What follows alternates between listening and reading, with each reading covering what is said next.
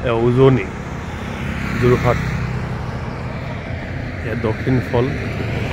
সৌৱা সমন্বয় ক্ষেত্ৰ চুকাফা সমন্বয় ক্ষেত্ৰ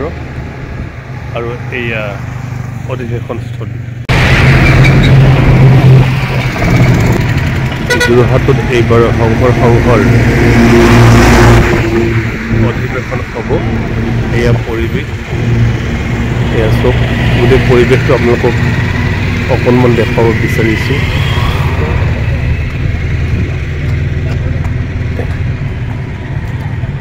মহাপুৰুষ শ্ৰী শ্ৰীমন্ত শংকৰদেৱ সংঘৰ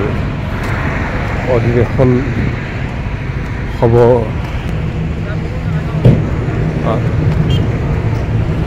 চব পৰিৱেশ কিমান বৃহৎ প্ৰাণ্ডাল এয়া পৰিছে ক'ব লাগিব এয়া তোৰণ হাজাৰ হাজাৰ মানুহ লক্ষ লক্ষ মানুহ গোট খাব যেহেতু জানে মহাপুৰুষ শ্ৰীমন্ত শংকৰদেৱৰ মহত্বৰে আদৰ্শৰে এই অনুষ্ঠান সোণাৰাম চেতিয়াদেৱে গঠন কৰিছিল আৰু এয়া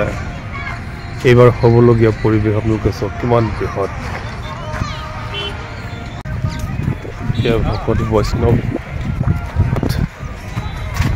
ভকত বৈষ্ণৱসকল কামত নিশ্চয় জড়িত হৈ আছে ইয়াত তোৰণ বনাইছে আপোনালোকে চাওক কিমান বৃহৎ এটা কিমান বহল এটা তোৰণ এই মুখ্য তোৰণ এয়া চাওক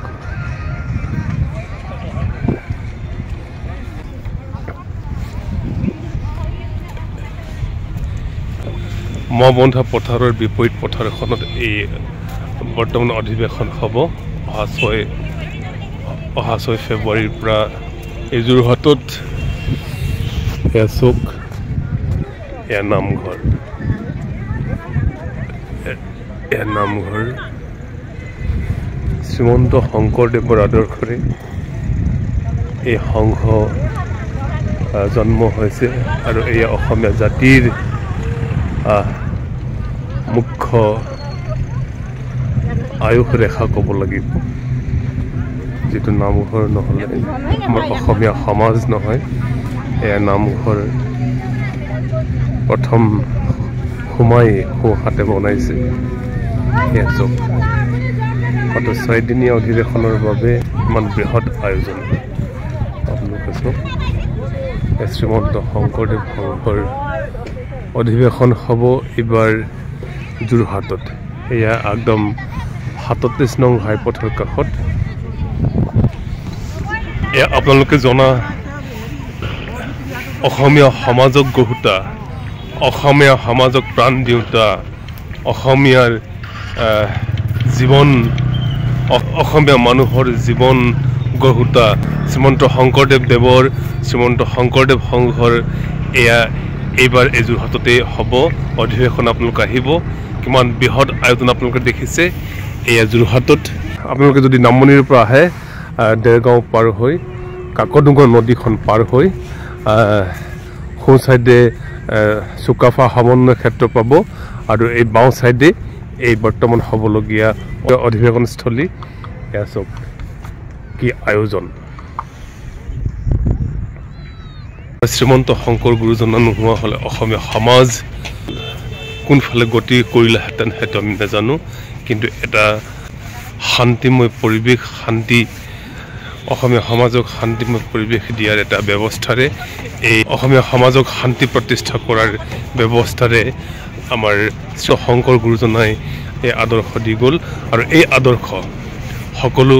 অসমীয়া সমাজে পালন কৰে বৰ্তমান শ্ৰীমন্ত শংকৰ সংঘই এনেদৰে বছৰি বছৰি অধিৱেশন পাতি নেদেখাজনক সেৱা কৰে যাতে অসমীয়া সমাজখন শান্তিৰে জীয়াই থাকিব পাৰে অনাগত দিনলৈ একদম 37 নং ঘাইপথৰ মই বৰ্তমান 37 নং ঘাইপথৰ কাষত আছোঁ এই 37 নং ঘাইপথৰ কাষতে উজনিৰ পৰা আহিলে যোৰহাট টাউনখন পাৰ হৈ সোঁ চাইডে আৰু নামনিৰ পৰা আহিলে কাকডোঙা নদী পাৰ হৈ চুকাফা সমন্বয় ক্ষেত্ৰ একদম দুৱাৰ মুখতে ক'ব লাগিব এই অধিৱেশন হ'ব আমাৰ শ্ৰীমন্ত শংকৰ গুৰুজনাৰ আদৰ্শৰে প্ৰতিষ্ঠা হোৱা এই শ্ৰীমন্ত শংকৰদেৱ সংঘৰ ৯৪ সংখ্যক বাৰ্ষিক অধিৱেশন ইয়াতে হ'ব আপোনালোকে আহিব